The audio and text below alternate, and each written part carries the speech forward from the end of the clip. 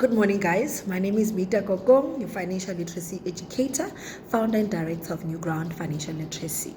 Today, I want to talk to you guys about signs. What signs can you be on the lookout for that can help you know if you're driving yourself into financial distress?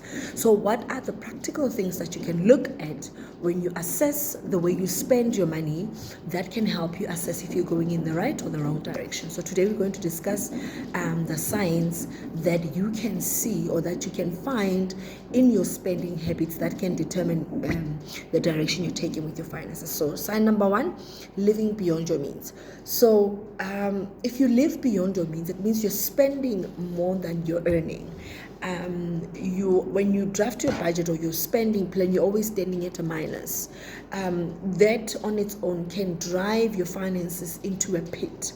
They can lead you into a direction where you find yourself frustrated and stressed in dealing with your finances. Number two, misusing credit. So when you use credit to buy the bare necessities, using your credit card to buy groceries, using your credit card to buy coffee everyday living, then you are misusing your credit. When you are taking money from Peter to pay Paul, you are misusing credit. Number three, poor money management.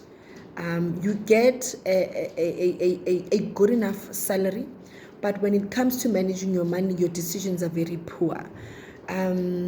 You basically again borrow from Peter to pay Paul.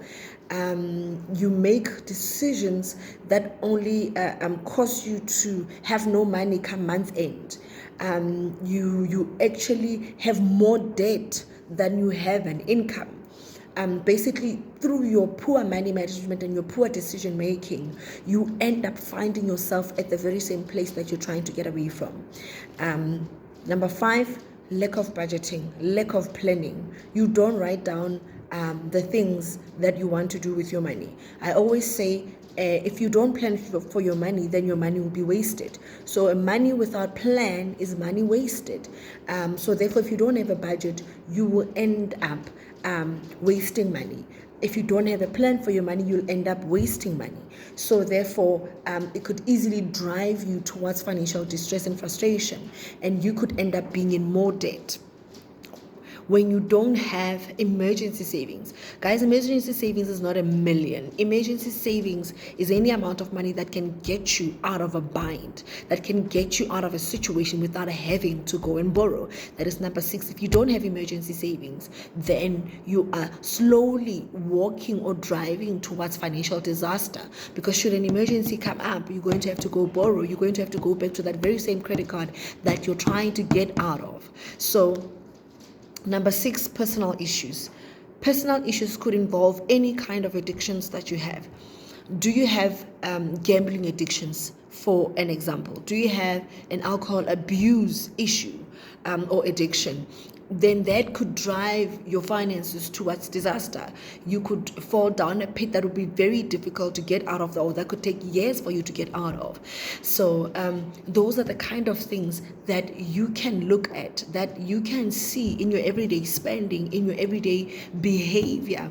That could be a sign to show you that should you continue in this path, then you are headed towards a financial disaster. If you need to apply for credit, then you need someone to co-sign with you. That could be a sign that you cannot afford the credit that you need to apply for. Therefore, even when it comes time for payment, then you will not be able to afford it. You will not be able to do it. Therefore, you're just adding more onto your financial problems. So co-signing means that you want to buy something like a car, you don't qualify for it. Therefore, you're getting someone to help you qualify for it. So if you don't qualify for it, possibilities you can't afford it. And when you get someone to co-sign, you are forcing yourself to buy something you cannot afford, and that could lead to financial disaster and frustration. So I think those there's lots more of other signs, but I think those signs should be actually more practical and more real for us, and they should be able to help you identify.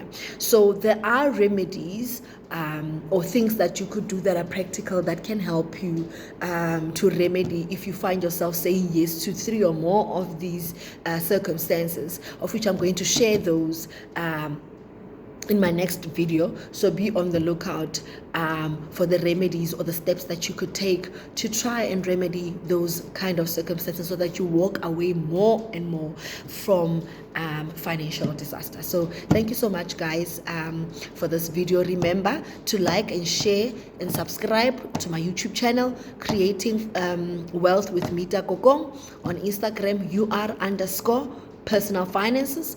On Facebook, it's your personal finances. Thank you so much. Enjoy the rest of your day. Goodbye.